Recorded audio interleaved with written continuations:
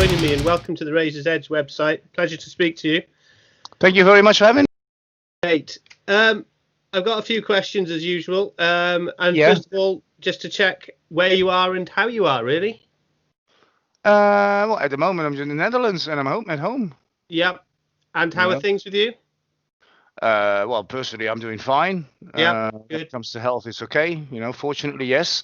But when it comes to all the, like shows and all that with the band, it's kind of crap. I mean, okay, I use the time right now to do all the interviews, so that's that's a useful way of dealing with the time that we have extra. But yeah, with shows, that's of course like a big fat bummer. Yeah, absolutely, and it's the same for everyone. So appreciate that for you. Yeah. Talking of interviews and the promotion stuff, you're obviously now gearing up for the release of the new album. Do you enjoy doing the interviews? Oh yeah, absolutely, yes, because throughout time, everybody, they really give like an effort to make it interesting and entertaining to do it. So it's not. I mean, really, like a long time ago, for years, it was really all standard questions and standard stuff, and then you got a bit bored, But now, it's really, I really like doing it, And then of course, what's also nice is because of this Skype thing. I'm able to talk direct to people from all over the world. I have days where you zip from you shift from Ukraine to Brazil to Chile to United Kingdom, USA. It's like really that's really cool. Yeah, I like doing it. Yeah. Great, brilliant. I know one of the questions you'll probably be asked a lot, but I'd like to start with a basis of going back a little bit, because obviously metal fans, despite the fact we always love new music, always like looking back a bit. Obviously you started, I was looking at some dates, must be about 35, 36 years ago when you started with Pestilence. Gosh, long time. Say that. Who are the early influences for you that got you into this kind of music and then the heavier stuff at the start? Well, this kind of music, I mean, particularly, like call it death metal or death doom metal that we make. The extreme kind of music, that was Venom, definitely. Yeah. But Venom was still, representing, the new wave of British heavy metal, but just, the extremist band that was around. And way before that, of course, I already discovered, Maiden and Jaguar and, all that kind of stuff. And before that, like my first band that introduced me to hard rock and heavy music in general, that was Kiss. But then really I was a kid, so that was before they came with the hits. So and then you continue like Van Halen, AC/DC, and until you bump against things like Judas Priest and Motorhead. That's a bit. That's really a bit in a nutshell. Great. But I've been a metalhead since I was 9 or 10 or something, maybe even earlier. So were you as disappointed as I was when Kiss took their makeup off and all of a sudden we had these four ugly guys making not as good music, if you like? Oh yeah, tell me about it. That was horrible. I mean, I kind of course I was a little bit disappointed, with Dynasty and because then all of a sudden, they had the hits and then everybody was like Kiss. I mean, shit, now they're playing disco. Yeah. And then I kind of appreciated, the Unmasked album where they put the with the comic on it, where they put the masks off, and you go like, oh no, and then they still have the makeup on behind it. But later on now, I think it was also the time where I was, when for me it was a bit like over when Ace left. I've always been like the Ace man, So I was disappointed. Brilliant. So then obviously you joined Asphyx in 1990 and death metal was really exciting. It was really happening. There were hundreds of bands at the time. Were you aware of the kind of split within metal at that time with the black metal and thrash was still going well and the fact that you were playing the death doom? Were you conscious that you were in a kind of genre, or was it more the fact that we label it all more these days? Well, especially nowadays, you have all these labels, but back then it was quite normal, for you as even, being in Asphyx, and, but the main thing was just being a metalhead. Yeah. And what kind of genre that was, it didn't really matter. You know, we hang out with, you know, with thrash bands or with speed metal bands or even with heavy metal bands. It was just this kind of global thing. Like, okay, it doesn't really matter. You may not like our genre if you're in a heavy metal band, but you know, as long as we can still have, I mean, we're all listening metal. As long as we can still have a beer and having a good time together, it's fine. You know, I mean, that was like the thing that you know kept us all together, and that was the bond you had. So yeah, now. Yeah, well, sometimes I see things, you know, I go, I really don't understand where the hell is all this going. You know, like depressive folk black metal or something.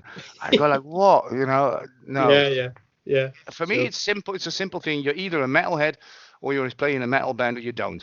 Yeah. It's simple like that. I think that's the best way to look at it. Yeah. So then you spent a couple of years in Asphyx, and then one thing led to another, and then we moved forward to 2007, and the band, you got back together with Bob and Goebbels and Paul, and you started, I think, initially to come back just to play some live shows, wasn't it? Yeah, true. In fact, it was just only for one. And that's the Partisan Festival, yeah? Yeah, exactly. So they were trying to.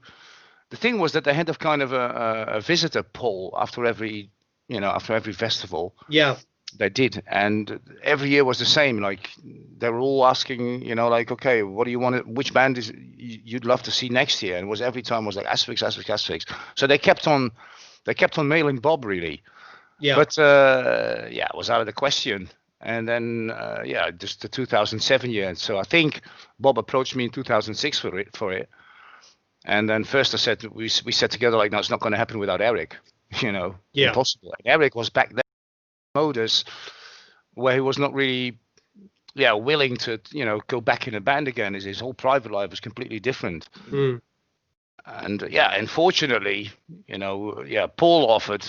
And he fit in really brilliant. So we thought, okay, let's do this Partisan thing then. And that's it then. Then we got to disband again and goodbye. But then afterwards, it was like a roller coaster, like crazy. We got offer after offer, and said, okay, you know, we enjoy it, we're having a good time, so you know, why not continue? And from that led to all the other things, you know. Yeah. And I think you actually played a show in the UK in that year, didn't you? I think you played one-off show in London, if I remember.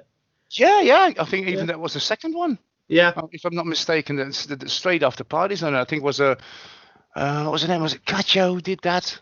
There was just like 3 or 4 girls, you know, like organizing it all. It was brilliant. Yeah. It was really brilliant. Really enjoyed that. Because the silly thing was I never played London in my whole life. So all of a sudden, bam, there you go. Yeah, sure. Brilliant. And what about when you stepped out at Partisan on that festival? Because obviously it's an extreme festival anyway, isn't it? It's a pretty heavy lineup every year. It's aimed at that kind of crowd. Was it the reception was probably something that you couldn't have imagined? Oh, no, it was insane. It was just... you could actually, you know, drop a needle to the floor like before we entered this, you know, when we were entering slowly the stage, like this expectation was incredible. Yeah. And, you know, we had no idea. We really had no idea. And afterwards, like people told me like there were like grown men were crying, like falling on their knees when we started. And we were like, what the hell? And the whole field was full. I think there was like 15,000 people or something standing there. Wow. And for us as well, you know, I mean, I think it was the first time for all of us that we played in front of such a enormous crowd. Yeah. So we had some nerves, like, you know, like rushing and all that. But afterwards we got all the reactions, and it was amazing. It was one of those fantastic experiences you have, you know, in your life as a performer. It was marvelous. Sure. Now I've read somewhere that in Holland you're not particularly I wouldn't say well liked, but you don't draw very big crowds. So where, if that's still true, I'm not sure, but where do you get the biggest level of support from as a band? Is it from Germany or? Yeah, I can say actually Germany, but I must say that from the Netherlands it has changed since the last couple of years because people see, you know, that they finally start. I mean, it really does us good, you know, because after all, it's a home country. Yeah. But yeah, the last couple of shows we did, they went completely berserk. And then all of a sudden, everybody went like, "Wow, Asphyx is really a great live band to watch. And why can't we just be proud of our own bands? Yes. So that's really, that was really rewarding after all these years. But yeah, the main crowds are still, I think it's still Germany. But let's be honest. I mean, we did where we did the South America thing. We were also blown away by. I think it was a Monday night, and we pulled like 1,000 or 1,500 people in Chile. Yeah. So yeah, we have a strong following in South America as well, and I think the States also, because we did a couple of sellout shows as well there. Yeah. So it's worldwide, but for us, like the easiest. I mean, wherever we go in Germany, we pull good crowds. Yeah. And I'm not sure how much of a fan you are of social media, but obviously the kind of Facebook and all that kind of thing obviously plays a part in, and YouTube in giving you access to these parts of the world where back in the day when the Rack came out, for example, you wouldn't have been able to do that, and it would have been purely by magazines and tape trading and all the rest of it. Yeah, that's true. But I mean, personally, I'm not, I'm not on social media. First of all, I don't want to have like a personal one, because that would mean I would be 24/7 online. And I really don't want that, next to that one, a private life. So yeah, we do have a Facebook, but that's a band one, and a couple of other things. But there's two other, I think it's Alvin and Husky who take more care of that, because they like to do that. Okay. But yeah, you're right. I mean, you have way faster access to the whole world. Yeah. And back in the days, you, apart from the fact that it was only magazines that people could read, like physical magazines, you were doing a lot of writing letters, in the evening, with all kinds of fans and people that want something from you, which took a lot of time too. Yeah, sure. But it's probably a lot more personal and a lot more enjoyable in some ways. Yeah, of course, because the cool part with that is that you answer some stuff, and then every day there was something in your mailbox, again, a physical mailbox, and you were always surprised, like, what's in there now, So some people sent pictures, others came with cassettes or like tapes with some bands that they liked. So yeah, that was every day another surprise. That was really cool. Great, sure. So moving on to the new album, it'll be 4 years or so since Incoming Death was released in 2016, which these days isn't that much of a gap between albums. But if we're thinking back to the couple that you were on in the early days, most bands at that time were still churning out one every year or whatever. Yep. Are you as a band now under pressure to release an album every so many years, or is it certainly down to what you feel? How does it work? The latter, actually. I mean, yes, of course, you know that after a certain amount of time you have to come up with a new album, but it's not that we that we feel pressure to do one. Mm-hmm. This was a bit of a coincidence that we had, of course, like quite some material ready, and first recordings done November last year. But then after hearing those, we thought, like, okay, it's still not well arranged, so we still need some time. And of course, Paul came up with more material. Then, the pandemic arrived. Yeah. And all our shows were cancelled, so we decided. So we said, okay, we might as well, now that there's all this extra time available for us, we might as well book a couple of weekends in the studio and jam a bit and finish the songs. So that's where it went faster, because else I have no idea if we were even able to record one this year, because we really had a lot of shows booked already. Right. Yeah. So. So it actually went a bit faster, but there's no real pressure, I mean, if there is pressure, then we put it on our own shoulders, and then kind of that we know that we always have to, well, at least equalize the last album, or if possible top it, and that's something that we put on our own shoulders. That's useful. It leads into another question I had, which, of course, the albums that you've released since the band has got back together have got increasingly better, in my view, and certainly in the view of the reviews. And certainly Incoming Death was a massively positive response, if I remember correctly. I'm just wondering if you keep churning out really good albums, is that the kind of good pressure that you have, so that you know that you've got to continually make try and improve on the last one?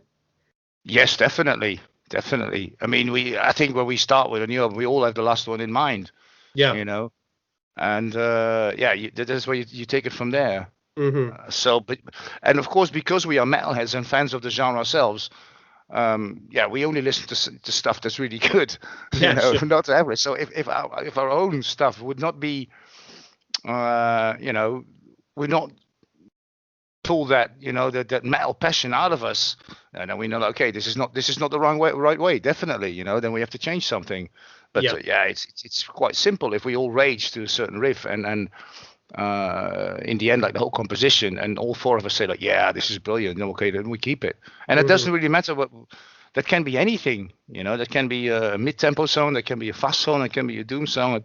It doesn't really matter. But it's throughout the years we did realize a little bit that we could take on like a few minor changes, a bit evolution, but not much, because we don't want to shock fans in a way of, what's this? Is this still Asphyx? No. Yeah. I always like to say, like, we're very conservative as a musically days. And so that's for us also very important, to not change drastically your style, and then you will disappoint your fans, because that's not what they're used to. And it happened to me in the past with certain bands too that I liked. All of a sudden they came out with something and I go, what? Shit, I mean. And then you think like, okay, I don't need to listen this first. I can just blind buy this, and then that kind of stuff. Yeah, we've all done that. I think so. Yeah. So obviously you've got the same lineup in place that you had for Incoming Death, and I assume obviously Paul is one of the main, if not the main, songwriter from what I read about the latest album, certainly. Is it easier when you've got, I mean, a stupid question really, but it must be easier when you've got the same lineup, because you know how each other works. Does it make it easier when you're doing the writing and recording? Yeah, absolutely. Yeah. Especially because we've been now in this lineup for really a couple of years, and we played lots and lots of shows together. Yeah. And it's just that the other one feels exactly what the other wants or likes to do.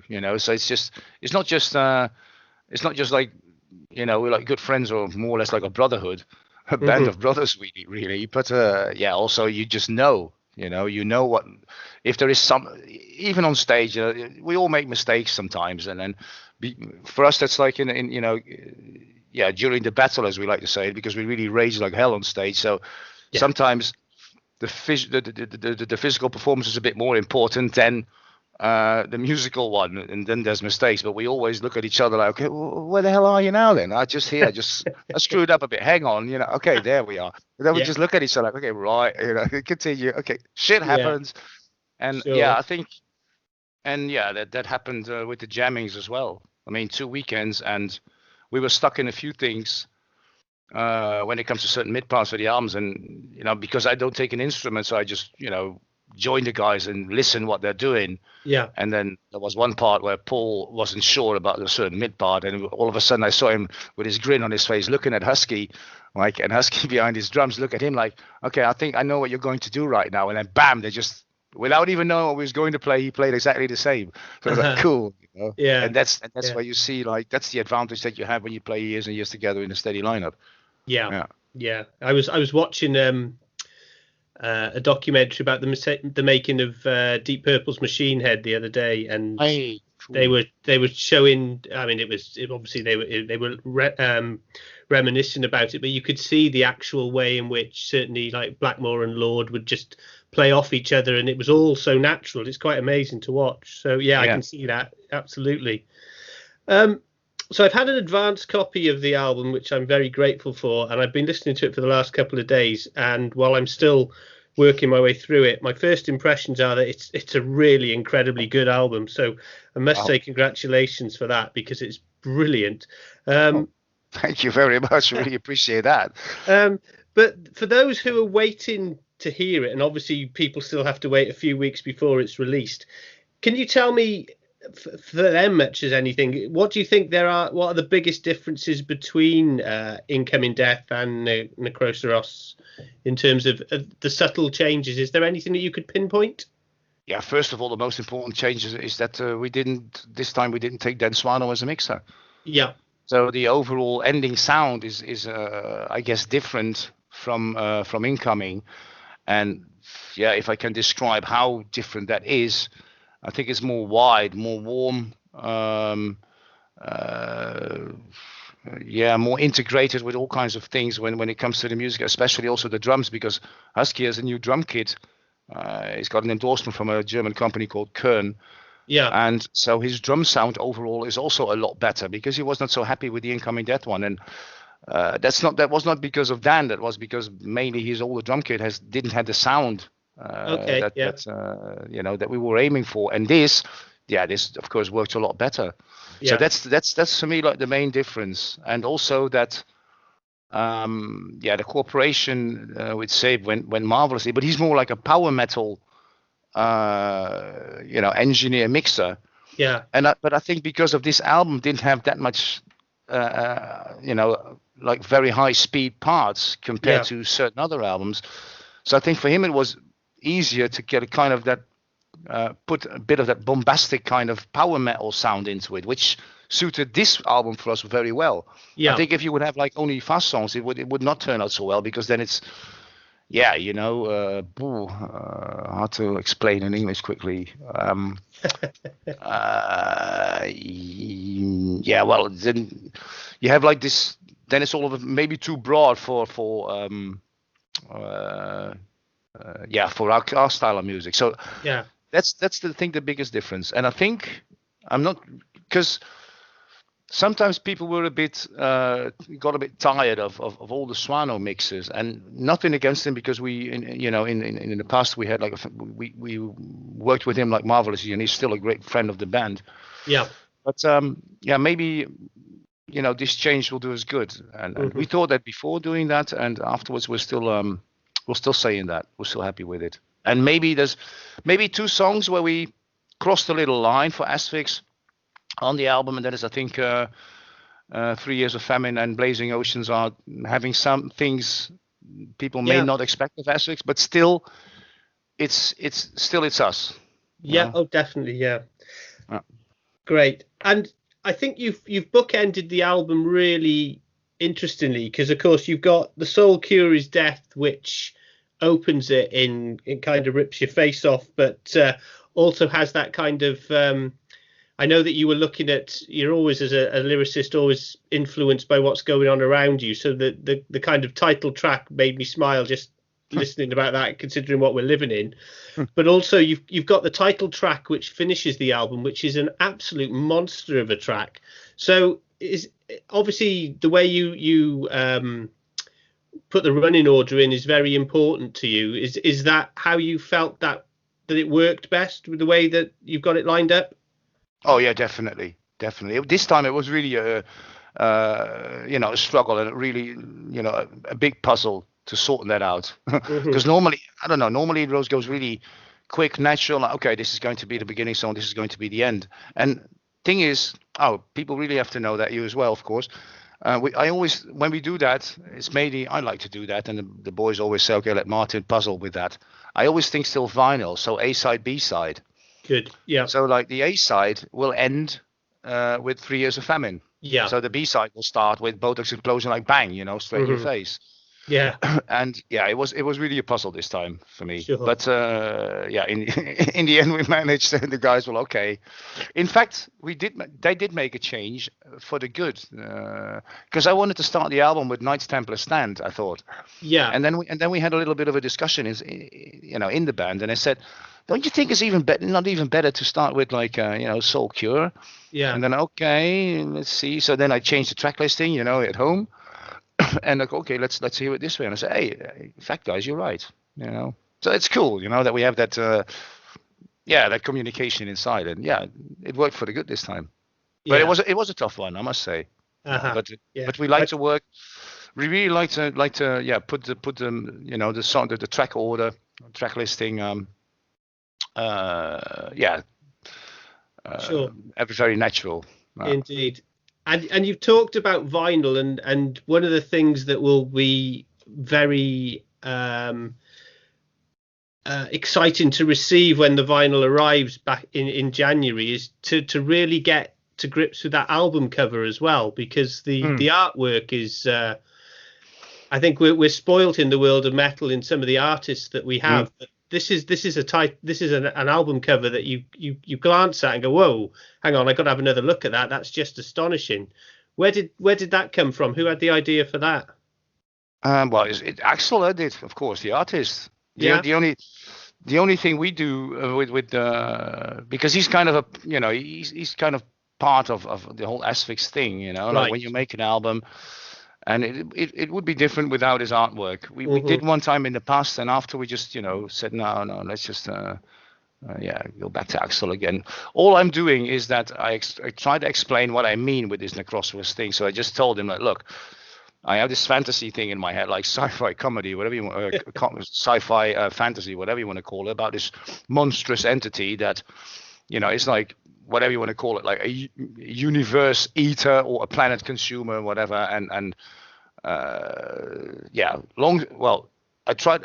I kept this as short as I could. So I said to Axel, you know what? And then you just use your imagination and come up with something. And this is what he came up with. And we whoa, because we like to, you cannot, if you limit an artist like him, like in his, in his work, it's not going to work. Just let him free and let him, let him do what he wants to do. And then he'll come up with his best stuff. Yeah, sure. And we're really happy again with it. Yep. Yeah, and I think I'm really looking forward to getting the vinyl when it comes out in January, because I really want to sit and have a good look at it while I'm listening to it, because it's fine to see it on a computer screen, but I want to see it in my hand while I'm sat down listening to it. So looking forward to that. And hopefully, if you have the vinyl, you may have like a poster or something with it. So yeah, I think there's something in it. I ordered it yesterday, so we'll look forward to that, and we'll see. And you've helpfully explained the title, which I'm sure you're going to get asked again and again, and hundreds of people will be Googling it and trying to work out what the hell it is. So thank you for doing that. Just a final minute or so that we've got left. You talked about some of the music that that Asphyx do, and that you still enjoy that kind of music. What's the kind of music that has 2020 has been quite a good year in terms of metal music, because everyone's been making brilliant music. Is there anything that's caught the ear this year that has really stood out in the year? There are a few, but the thing is, I must say, to my shame, is that I haven't heard the Last Benediction yet. Oh, get involved. Get involved. Yeah, I know. Yeah, I haven't. Unfortunately, we haven't seen each other also since God knows when was it, like Montreal or something, or yeah, I don't know. So yeah, no, we're really good friends. So I definitely have to listen to that. But there's a few other things that I have heard. It's a Dutch band called Graceless. Where I think it's called like Where Vultures Know Your Name. That's it's an album that I really like. What's the last Centinex called? Like, it's a Swedish band, Centinex. Okay. The last one, that is a Swedish band called Leak. I think it's called Misanthropic Art. Oh, Misanthropic Creed, yeah, that's good. That. Yeah. And there was a band from Peru that used to.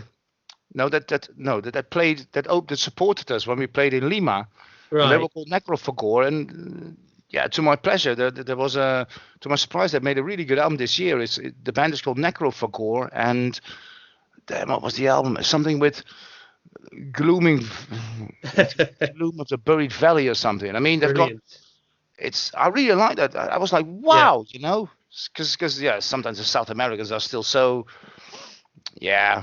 like pure and non-compromising in the way they play their metal. So I really like that one. So there you have a couple of things. Yeah. Brilliant.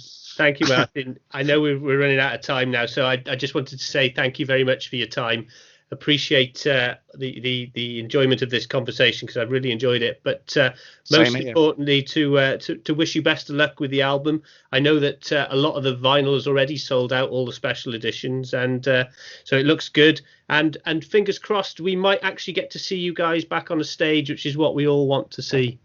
Exactly. You mentioned it, and I think the UK is going to be the first country to start using the vaccines, which got through today. So congrats with it, and let's just hope that we all come back to normal, and and we hit the stages, and you can watch us and have a beer with us. Indeed. So thank you very much. I really enjoyed this, Paul. Thank you. Appreciate it. Take care now. Look after yourself. Bye now. You too. Be safe. Goodbye. Bye.